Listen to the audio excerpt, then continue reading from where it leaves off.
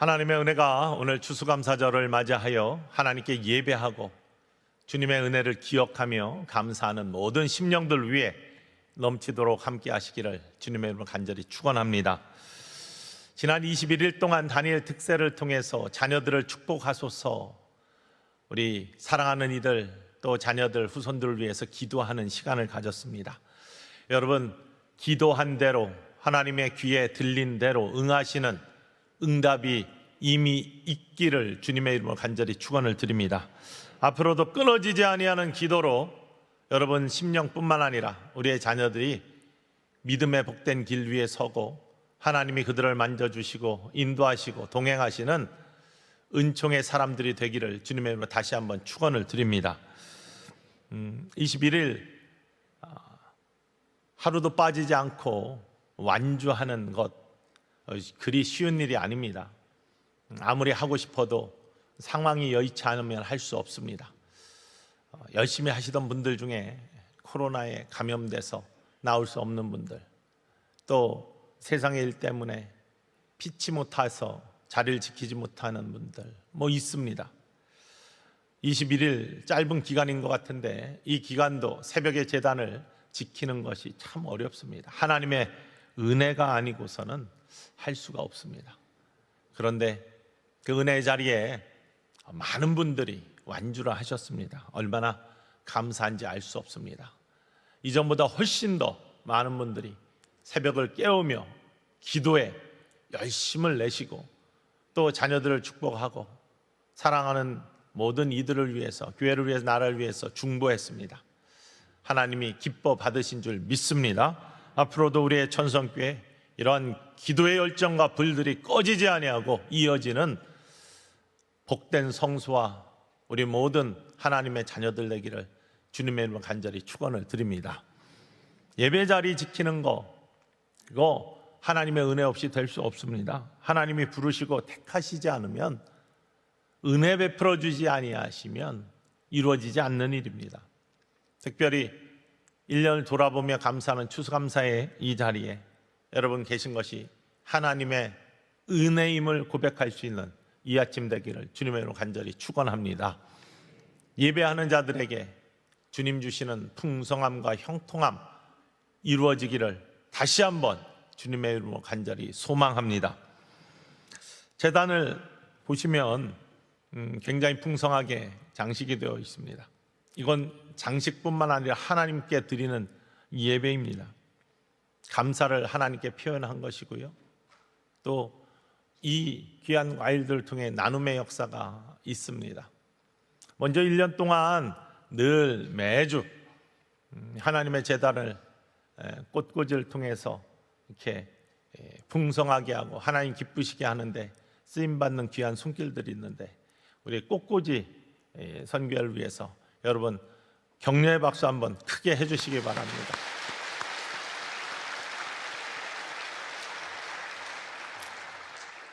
이 재단에는 물론 이렇게 헌물하신 분들도 여러 분 계십니다.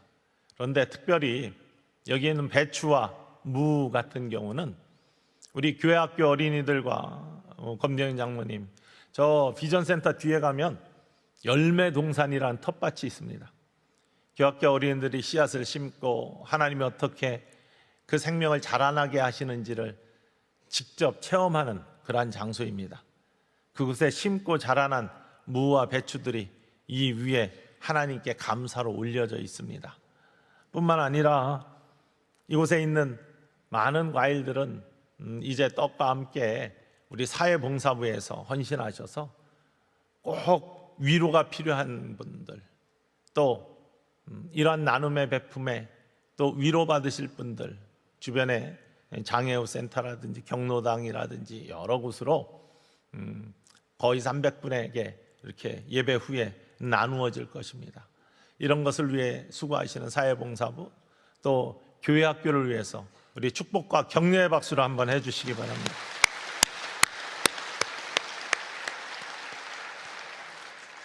늘 감사를 갖고 살아가며 하나님을 바라보는 자, 감사의 마음을 주님 앞에 넘치게 표현하는 예배자들은 하나님이 반드시 축복하시는 복된 영혼과 삶이 될 줄 믿습니다.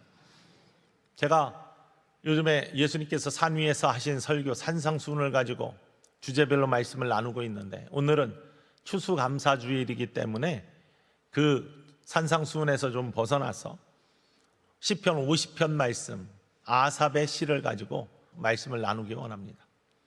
오늘 시편 50편 우리가 읽은 본문 말씀은 아삽이라는 레위 지파 사람이 지은 시입니다.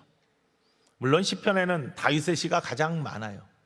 그런데 다윗 말고 나머지 많은 사람들 중에 아삽의 시 또한 굉장히 많이 시편에 담겨 있습니다. 아삽이라는 레위 지파 사람은 다른 사람이 아니라 다윗과 솔로몬 시대에 성전의 음악을 담당하는, 예배 속의 음악을 담당하는 3명의 중요한 인물이 있었습니다. 그 중에 한 사람입니다. 이 성전의 음악을 담당하는 이 아삽이 늘 예배를 드리잖아요. 정말로 진정으로 하나님이 기뻐하시고 감동하시는 예배는 무엇일까 고민하고 고민하는 레위 지파의 사람이었습니다.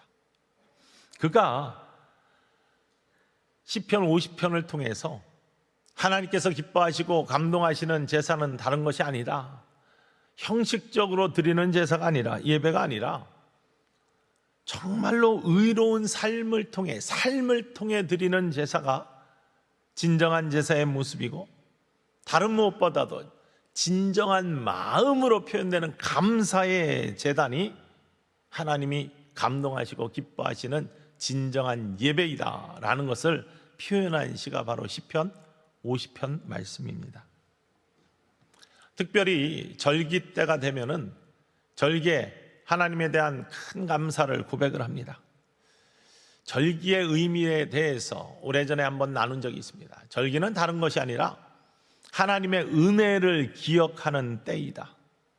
하나님이 절기를 통해 하나님의 함께 하심, 하나님이 베풀어 주신, 하나님께서 허락하신 은혜가 무엇인지를 기억하면서 다시금 우리가 멀리 아니면 마음속에 잊혀져 있던 하나님에 대한 감사, 은혜를 기억하고 하나님께 돌아오는 시간이 바로 절기이다. 유대인들에게는 많은 절기가 있는데 그 중에 가장 중요한 3대 절기는 유월절, 오순절, 수장절입니다. 유월절, 우리가 너무나 잘 알고 있습니다. 애굽에서 종살이하고 있던 하나님의 백성 이스라엘 백성들에게 그들의 노역과 지친 모습의 울부짖음을 들으시고 하나님께서 모세를 선택하셔서 그 사랑하는 백성을 구원해 주시기 위해서 애굽으로 보내잖아요. 모세가 애굽으로 갔을 때 출애굽을 방해하는 가장 큰 세력은 왕이었습니다. 바로였습니다. 바로가 마음이 완악하여서 그 마음을 꺾지 아니할 때 하나님께서는 10가지 재앙을 통해서 이스라엘 백성들을 종살이하고 있던 애굽에서 출애굽시켜 약속의 땅 가나안 땅으로 인도하시는 구원의 계획을 세우셨죠. 10가지 재앙들을 내려서 바로의 마음을 녹아지게 만들었습니다. 그런데 9번째까지도 녹았다 다시금 완악해지고, 녹았다 다시금 완악해지고 하는 일을 반복하다가 마지막에 두 손 들고 항복한 것은 다른 것이 아니라 첫 태생의 죽음, 장자의 죽음이었습니다. 그것이 사람이건 가축이건 어마어마한 재앙이잖아요. 그런데 하나님은 그 가운데서도 하나님의 백성에게는 은혜를 베풀어 주셨습니다. 그래서 하나님의 백성은 이 죽음을 맛보지 아니하고 어린 양의 피를 문설주에 바르고 그 안에 있는 자들에게 죽음의 사자가 건너뛰는 유월의 축복을 주셨습니다. 그 사건을 계기로 바로가 하나님 앞에 항복하고 이스라엘 백성들을 내어주었고, 출애굽한 이스라엘 백성들이 종살이에서 해방되어 하나님이 주시는 새로운 꿈의 땅으로 나아가는 축복을 맞이하게 되는 것이죠. 사망에서 생명으로 옮겨지고 얽매였던 삶에서 자유의 삶으로 옮겨지는 모습이 유월절이에요. 그 은혜를 베풀어 주신 하나님을 기억하는 절기가 유월절입니다. 이 유월절기는 예수님이 이 땅에 오셔서 베풀어 주신 십자가의 사랑과 부활의 능력과 절기의 시기가 똑같습니다. 그래서 유월절이 신약의 의미로, 우리의 지금의 의미로 십자가의 죽으심과 부활을 기념하는 부활절기와 연관이 되어 있습니다. 죄로 죽을 수밖에 없고 죄에 묶여있던 우리들을 우리 구주 예수 그리스도가 이 땅에 오셔서 십자가에 죽으시고 피 흘리심으로 말미암아 그 보혈의 능력으로 우리의 죄는 감춰주시고, 우리가 그 보혈의 능력으로 말미암아 그 피로 말미암아 죄 쓰심 받을 때 사망에서 생명으로 옮겨지는 구원의 은혜를 받는 사람들로, 하나님의 자녀로 인치심을 받는 거듭남의 축복을 받는 사람들로 세워지는 바로 그 모습, 십자가와 부활, 복음의 두축과 복음의 능력을 소유한 우리들의 모습, 그거를 우리가 기억하고 그 은혜를 기억하고 감사하는 절기, 바로 사망의 생명으로 종으로부터 자유인으로 바뀌어지는 모습들이 유월절과 똑같은 영적 의미로 십자가와 부활의 절기에 우리에게 주어지는 축복입니다. 그걸 감사하는, 기억하고 감사하는 절기. 오순절 마찬가지로 출애굽하여 50일째 되는 시내의 산에 도착하여 하나님이 모세를 산 위로 부르시고 그들과 언약을 맺습니다. 계명을 주십니다. 내가 이 계명을 지킬 때 너희를 축복하고 너희와 동행하고, 하나님의 임재와 하나님의 동행하심에 대한, 하나님 백성에 대한 약속의 언약, 바로 그것을 기념하고 하나님이 우리와 늘 함께 하신다는 그 은혜를 기억하며 감사하는 절기, 오순절. 이 절기는 맥추절하고 시기가 비슷하고 또 77절이라고 부르죠. 왜냐하면 그 절기에 하나님의 또 다른 광야에서의 굶주리지 아니하고 또한 하나님이 동행하시고 함께 하시는 은혜를 경험하면서 그 은혜를 기억하고 고백하는 절기와 연관이 되어 있고, 뿐만 아니라 예수님께서 승천하시면서 너희에게 성령을 보내주실 것인데 기다리라고 한 그 약속을 믿고 마가의 다락방에서 120성도가 열심히 기도에 전무했을 때 이 오순절날 성령이 그들에게 임함으로 말미암아 권능을 받고 전도가 시작되고 초대교회가 시작되는 놀라운 역사가 일어났죠. 하나님이 함께 하심, 하나님이 동행하심, 능력과 은혜로 함께 걸어가시는 하나님, 그 하나님의 은혜를 기억하면서 감사하는 절기가 바로 오순절, 성령 강림절, 맥추절 연관되어 있습니다. 그리고 수장절입니다. 수장절은 이스라엘 백성들이 이제 농사를 짓기 시작해요. 농사지어서 거둔 곡식들을 수확해서 저장하는 수장입니다. 수확해서 저장하는 절기라는 거죠. 이 수확해서 저장할 때 이렇게 풍성함을 주신 하나님, 광야를 걸을 때도 그 속에서 배고프지 않게 하시고 만나 메추라기로 먹여주시고 때로는 곡식을 거둠으로 또 감사할 수 있게 하신 그 하나님, 생명을 지켜주신 하나님 감사하면서 은혜를 기억하며 초막을 짓고 그 안에 들어가서 조상들이 어떻게 하나님의 은혜 가운데 이 길을 건너왔는지, 장막을 치고 또 그 안에서 하나님이 어떻게 축복하셔서 이러한 풍성함을 주셨는지를 은혜를 기억하며 감사했던 절기가 수장절입니다. 지금의 이 추수감사절과 연관이 되어 있죠. 물론 추수감사절은 유럽에 있는 사람들이 캐톨릭의 박해를 피해서 종교의 자유를 갖기 위해 메이플라워를 타고 미국으로 온 그 사람들이 첫 해 고난, 또 힘든, 또 죽음을 경험하면서 이겨내고 다음에 농사지어 첫 얻은 그러한 수확물들을 하나님께 감사하면서 어떤 상황 속에서도 하나님이 함께 하셨음을 고백하며 은혜를 기억하며 감사하면서 하나님께 올려드린 그 제단을 기억하며 지금까지 11월 셋째 주가 지난 목요일에 추수감사절로 지키며 교회들은 그 전주를 추수감사주일로 보통 지키고 있습니다. 이러한 모든 절기를 통해서 우리에게 요구하시는 하나님의 섭리는 무엇이냐? 기억하라는 것입니다. 하나님이 함께 하심을 기억하고 그의 은혜를 기억하고 그의 동행하심을 기억하고 그의 축복을 경험한 그 기억들을 고백하고 기억하고 감사하라고 하는 하나님의 소망이 절기에 담겨 있습니다. 감사의 제단은요, 은혜를 기억하는 것인 줄 믿으시기를 원합니다. 하나님은 하나님의 은혜와 하나님의 사랑을 잊어가는 것을 안타까워하십니다. 특별히 오늘 읽은 시편 50편 앞부분 말고 뒤에 하나님이 나를 기억해, 나를 잊지 마라고 하시면서 간절히 외치는 소리를 아삽을 통해 이렇게 고백하고 있습니다. 22절과 23절 말씀입니다. 읽어볼까요? 하나님을 잊어버린 너희여, 이제 이를 생각하라. 그렇지 아니하면 내가 너희를 찢으리니 건질 자 없으리라. 감사로 제사를 드리는 자가 나를 영화롭게 하나니 그의 행위를 옳게 하는 자에게 내가 하나님의 구원을 보이리라. 이제 하나님을 생각하라. 이제 하나님을 다시 기억하라. 하나님의 은혜를 다시 기억해야 된다. 그렇지 않으면 하나님께서 우리를 찢으신다라고 아주 과격하게 이야기합니다. 그만큼 하나님을 기억하고 그 은혜를 기억하고 감사하는 것이 얼마나 중요한지. 감사로 제사를 드리는 자가 하나님을 영화롭게 하는 자다. 하나님을 영화롭게 하는 자, 어떤 자입니까? 하나님이 기뻐하시고 하나님이 축복하시는 사람들입니다. 우리가 이러한 절기들이 되면은 하나님께 대한 감사를 어떻게 표현할까 고민합니다. 얼마나 표현하고 어떻게 표현해야 될까? 감사를 하지 아니할 수는 없고 어떤 모습으로 어떻게 표현해야 되는지. 그런데 그러다 보면은 뭔가를 내가 하나님께 빼앗기는 것 같은 느낌을 갖는 분들도 계시다고 그럽니다. 내가 주님께 드리는 것이 무엇인가, 내가 가진 것들을 하나님께 빼앗기는 것 같은 기분을 갖는다. 그런 마음조차 하나님께 온전히 설 수 없는 마음이란 거고, 사단이 틈타 어두움을 뿌려놓은 가라지 같은 마음이라는 것입니다.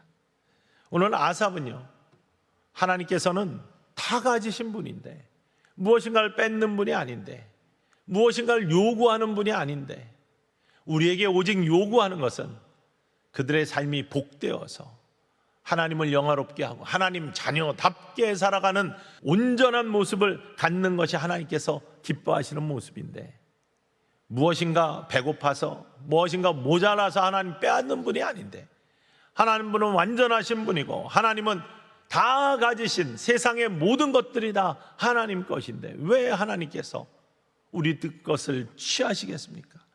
아삽이 그것들을 고백하고 있습니다. 7절로부터 13절까지 말씀이에요. 우리 함께 읽어보겠습니다. 내 백성아 들을지어다. 내가 말하리라.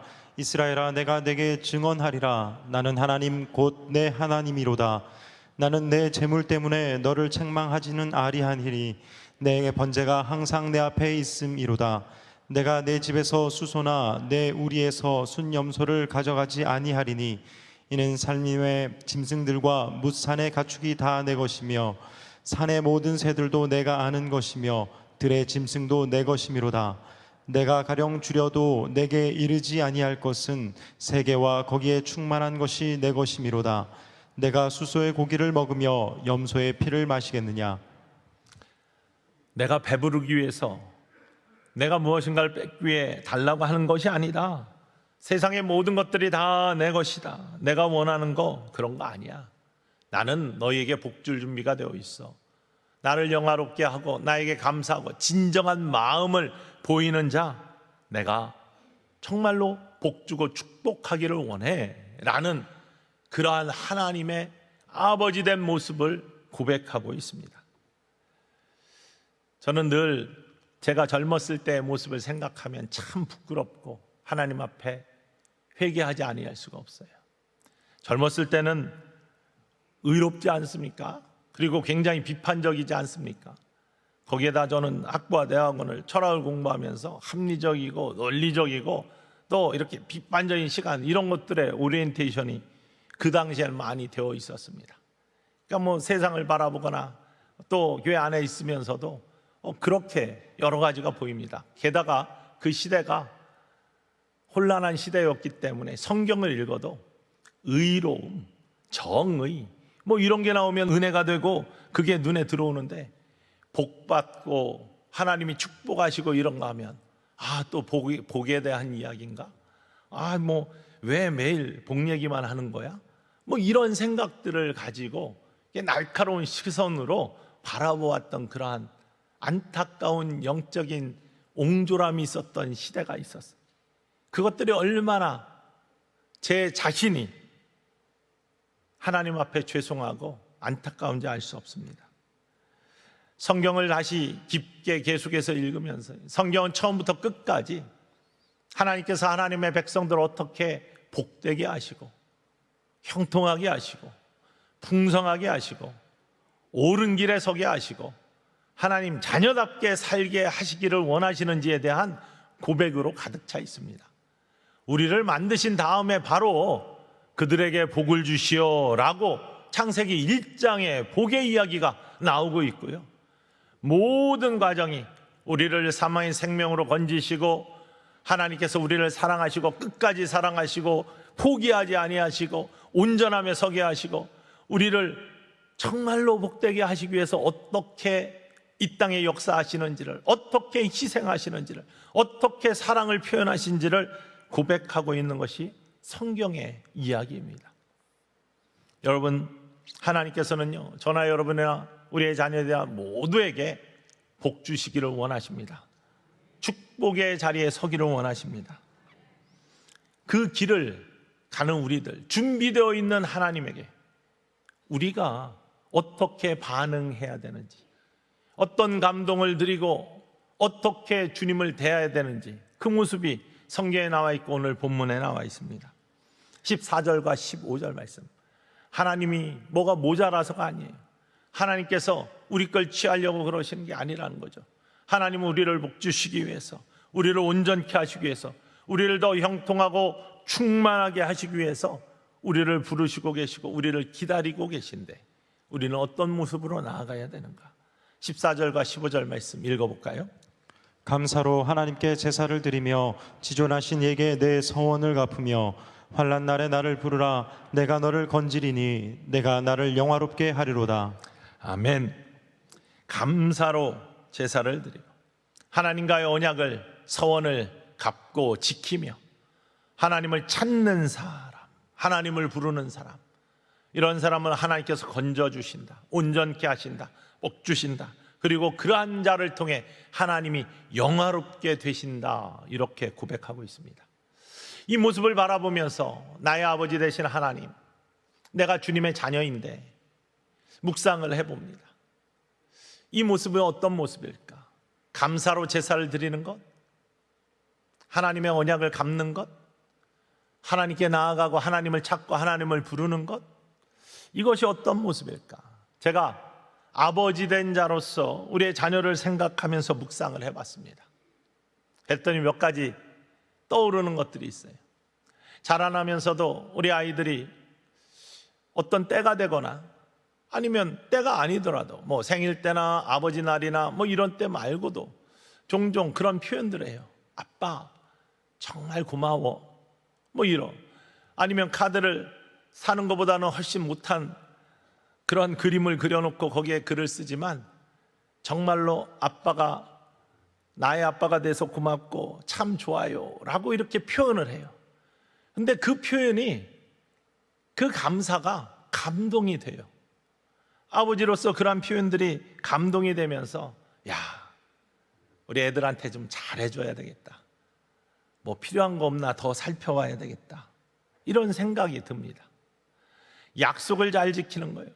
우리 아이들한테는 자라나면서 우리가 사회로 나가기 전에 이제 고등학교 졸업하면 떠나니까요, 고등학교 졸업하기 전까지 내가 세상에 나아가는데 적어도 하나님이 함께 하시는 무기를 갖고 나가야 되는데, 거친 세상에 그러기 위해서는 고3 졸업하기 전까지 적어도 성경은 1독 이상을 하고 나가야 된다라는 것이 아비로서의 제, 그리고 그들은 거기에 약속을 했고요. 근데 고3 되기 전까지 그 약속을 지켰어요. 그러니 얼마나 그 모습이 귀한지 알 수 없습니다. 이러한 약속을 지키는 모습에 하나님은 감동을 하신다는 거죠. 서원을 갚는 것 뿐만 아니라 무엇이 궁금하고 필요할 때 아빠 이건 어떻게 되는 거야 하고 물어보는 거예요. 여전히 신뢰가 있다는 겁니다. 다 자라나가지고 자기가 모든 일을 할 수 있을 때 하나님 필요 없다고 생각하면서 자기 혼자 다 할 수 있다고 생각하는 교만 속에 더 이상 하나님께 여쭙거나 하나님을 바라보지 않아요. 그럼 우리는 여전히 이 땅을 살아가면서 어린 자녀들처럼 부족한 사람들이에요. 그렇다면 하나님께 여쭙니다. 하나님 바라봅니다. 기도합니다. 이런 것들에 하나님은 감동하신다는 거예요. 하나님은 그것을 통해 영화로움을 받으신 거. 아, 나를 여전히 신뢰하고 나를 통해서 감사를 깨닫고 또한 나의 은혜를 기억하는구나 라고 하나님께서는 그 이야기를 들으시며 그를 돕고 문제를 풀어주고 필요를 채워주시는 은혜를 더욱더 크게 베풀어 주신다는 것이죠. 감사로 제사를 드리고 언약을 지키며 하나님께 얼굴을 돌리고 늘 하나님 바라보며 하나님께 묻는 자들, 하나님이 반드시 문제를 풀어주시고 지켜주시고 온전케 하시고 축복하시는 하나님의 복된 자녀가 될 줄 믿으시기를 주님의 이름으로 간절히 축원을 드립니다. 특별히 하나님의 은혜를 기억하면서요, 감사의 제단을 쌓는 사람들, 14절과 15절 말씀 다시 한번 고백해 볼까요? 감사로 하나님께 제사를 드리며 지존하신 이에게 내 소원을 갚으며 환난 날에 나를 부르라. 내가 너를 건지리니 내가 나를 영화롭게 하리로다. 하나님이 건져주시고 우리를 통해 하나님이 영화롭게 되는 아름다운 인생을 살아가는 저와 여러분, 우리들의 자녀들이 되기를 주님의 이름으로 간절히 축원을 드립니다. 우리가 이런 것들을 기억하고 하나님이 어떻게 우리 가운데 일하시고 하나님이 어떻게 우리를 사랑하시는지를 더 깊게 묵상하기 위해 감사 노트를 작성하자, 1000번의 감사의 제단을 쌓자라고 하면서 100일 전부터 하루에 10개씩 감사의 제목들을 적어왔습니다. 이것을 시작할 때 우리는 솔로몬의 1000번제를 모델로 삼았습니다. 솔로몬이 왜 1000번제를 드렸습니까? 번제에는 소 하나면 충분합니다. 번제에는 양 한 마리면 충분합니다. 그런데 솔로몬은 한 마리 가지고는 감사의 표현이 안 됐던 거예요. 하나 가지고는 하나님이 베풀어 주신 그 은혜에 나의 감사의 표현이, 나의 사랑의 표현이 다 들어갈 수가 없었어요. 그래서 1000번의 번제를 드리게 되는 겁니다. 장소가 좁으니 예루살렘에 떠나 기브온으로 갔습니다. 넓은 산당으로 가서 하나님께 1000번의 번제를 드렸습니다. 물론 하나님께서 그에게 놀라운 은혜를 베풀어 주셨어요. 왕이 되게 해 주셨습니다. 왕으로 우뚝 세워 주셨습니다. 중간에 수많은 도전들이 있었습니다. 여러 방해들이 있었습니다. 아도니아, 베다른 형제가 용모도 준수하고 싸움도 잘하고 사람들의 인기를 얻으며 요압이나 다른 많은 사람들이 그를 왕을 세우기 위해서 함께 노력을 했습니다. 그런데 그 모든 방해들을 하나님의 은혜로 이기고 마침내 다윗 임금에 의해 솔로몬이 이스라엘 왕으로 섰습니다. 그 은혜를 잊을 수가 없어요. 그 은혜를 고백하지 아니할 수가 없습니다. 그것이 하나로 표현이 안 되는 거예요. 1000배로 표현을 하는, 1000배로 표현할 때, 그것도 모자라다고 할 때 하나님은 그 모습에, 그 마음에, 그 섬김에 감동을 하시는 겁니다. 하나님이 요구하신 게 아니에요. 내가 너를 왕으로 세웠으니 너 1000배로 나에게 갚아야 된다, 요구하신 게 아닙니다. 세상의 모든 것들은 다 하나님 거라니까요. 하나님이 모자라서가 아니에요. 솔로몬의 그러한 감사의 표현에 하나님은 감동하시고 직접 나타나셨어요. 그리고 물으시잖아요. 너에게 정말 필요한 것이 뭐야? 솔로몬이 그때 대답합니다. 나에게 이런 많은 백성들을 허락해 주셨는데 내가 책임져야 될 많은 영혼들, 내가 판단하고 재판하고 이끌어가야 될 이 영혼들을 위해서 나에게 지혜가 필요합니다. 지식이 필요합니다. 하나님께서 그것 또한 감동하셨어요. 내가 부도, 명예도, 장수도, 적과의 싸움에서 이기는 승리도 이런 것도 구하지 아니하고 내가 지혜와 지식을 구하니 내가 다른 것도 너에게 더하여 주겠다. 하나님의 감동이 계속 이어지고 준비된 축복으로 채워주시는 은혜로 솔로몬에게 갚으시는 하나님의 은혜를 우리는 성경 속에서 발견합니다. 우리가 감사의 일천번제를 드리는 이유는요, 우리가 잊었던, 우리가 알지 못했던, 우리가 놓쳤던 하나님에 대한 감사를 발견하고 진실된 마음으로 하나님께 제단의 감사의 번제를 올리자라는 것이었습니다. 여러분에게도 하나님이 나타나시기를 주님의 이름으로 간절히 축원을 드립니다. 너에게 필요한 것이 무엇이냐? 진실되게 대답하시기를 원합니다.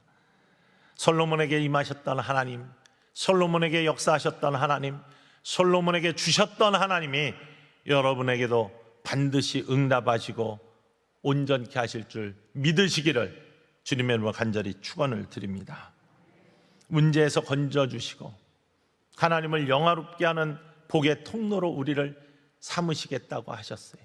하나님께 감사의 제사를 온전히 드리고 언약을 지키며 하나님을 바라고 하나님께 부르짖는 자들에게 감사의 제단, 진실된 감사의 제단, 정말로 오늘 여러분이 드리는 솔로몬의 제단 같은 아름다운 감사가 있는, 진실된 감사가 있는 복된 제단이 되기를 원합니다. 2022년 한 해를 돌아보며 열매의 귀한 은혜를 기억하고 하나님께 감사하는 절기가 바로 오늘 추수감사절입니다.